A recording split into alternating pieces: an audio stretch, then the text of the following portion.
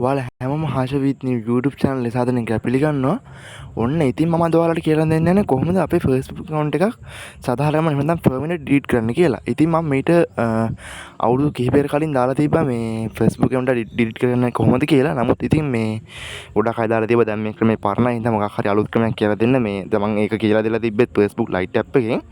ඉතින් මම ඒ හින්දාම තමයි මම ඔයාලට මේ විදිහට මේ අලුත් 2025 අලුත් විදිහට තමයි මම ඔයාලට කියලා දෙන්න යන්නේ. හරි. වැඩි කතා නැතුව අපි යමු අද අපේ වීඩියෝ එකට.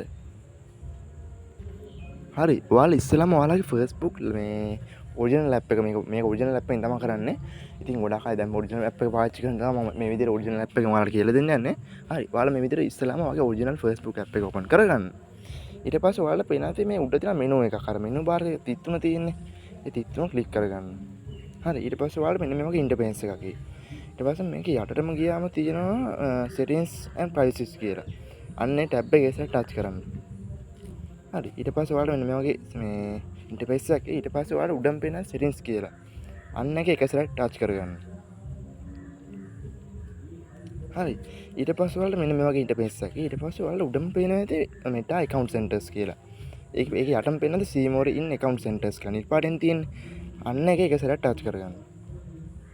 හරි. ඊට පස්සේ ඔයාලා මෙන්න මේ වගේ ලොකු ඉන්ටර්ෆේස් එකක් එයි. ඊට පස්සේ ඔයාලා පේන නැති account settings යට තියෙනවා personal details කියලා. ඒකේ password and security කියන යට දෙවෙනි එකට තියෙන්නේ. අන්න personal details කියන එකට ඉස්සරහ ටච් කරන්න. හරි. ඊට පස්සේ ඔයාලා මෙන්න මේ වගේ ඉන්ටර්ෆේස් එකක් එයි. ඔයාලා පේන නැති යටම තියෙන account ownership and control කියලා. අර හතරෙන්ට තියෙන්නේ. ඒ හතරෙන්ට තියෙන එක ඉස්සරහ ටච් කරගන්න. හරි. ඊට පස්සේ ඔයාලා මෙන්න මේ වගේ ඉන්ටර්ෆේස් එකක් එයි. ඊට පස්සේ ඔයාලා පේනවා ඇති යටම deactivate or delete කියලා. එන්න එක ඉස්සර ටච් කරගන්න. ඊට පස්සේ ඔයාලා මෙන්න මේ වගේ ඔයාලා ප්‍රොෆයිල් එක වැටේ අන්න එක ඉස්සර ටච් කරගන්න. ඊට පස්සේ ඔයාලගෙන් අහයි මෙතන මොකද්ද කරදී කියන්නේ account deactivate කරන්නද ඕන නැත්නම් එහෙම නැත්නම් delete කරන්න ඕනද කියලා. ඉතින් ඔයාලා මෙන්න මේක delete account කියන එකට යන්න. ඒක ටික් එක දාගන්න. ඒක ටික් එක දාලා නිල් පාට බටන් එක ටච් කරන්න. හරි. ඊට පස්සේ ඔයාලගෙන් අහයි ඔයා Facebook account delete කරන්න කියලා. ඉතින් මේකට ඔයාලට කැමති රීසන් එකක් දෙන්න පුළුවන්. Facebook account hack වෙලාද අනම්මන ඔය කියන්නේ Facebook account එකෙන් අපේ කාලේ වැඩිපුර යනවාද එහෙම මොකක් හරි අපිට රීසන් එකක් දෙන්න පුළුවන්. ඉතින් මම දාන්නේ යට මේ හතරෙන්ට තියෙන මේ පස්වෙනිට තියෙන එක Facebook useful කියන එකටද I find longer කියලා. හරි.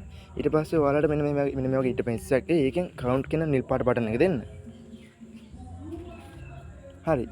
ඊට පස්සේ මෙන්න වගේ ඉන්ටර්ෆේස් එකක් මේකෙන් අහන්නේ ඔයාගේ account එක delete කරන්න ඕනද කියලා කියනවා. තහවුරු කරන්න තමයි permanent account delete කියලා. ඉතින් මුලින්ම කියන්න ඕන මේක කියන්නේ මේ account එක delete කරාන් පස්සේ මේ ඒ කියන්නේ ඔයා search කරා කොහේ search කරත් යන්නේ නැහැ. මම හිතන්නේ ඔයාගේ තොරතුරු දවස් 60ක් වගේ යනකම් එයා database වල තියෙනවා. 60න් පස්සේ තමයි permanent account delete වෙන්නේ.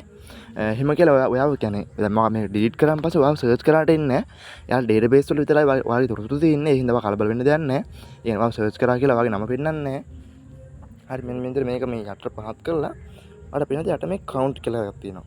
අන්නේ count කියන පාට බටන් දෙන්න.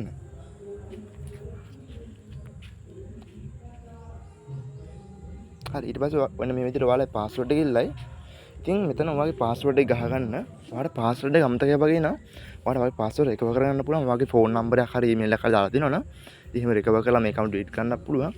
අනිවාර්යයෙන්ම ඉතින් ඔයාලට Facebook account එක delete කරන්න නම් අනිවාර්යයෙන්ම ඒක Facebook account එකේ password එක හරි recover number එකක් හරි අනිවාර්යයෙන්ම නැත්නම් Facebook account එක delete කරන්න බෑ.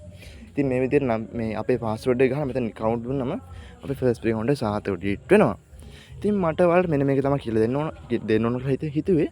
ඉතින් මගේ මේ වීඩියෝ එක වැදගත් කියලා හිතනවා නම් අනිවාර්යයෙන්ම මගේ channel subscribe කරන්න. එයාම like and share කරන්න. මම අදට සමුගෙන එන්න. ඔයාලා හැමෝටම සුබ දවසක්.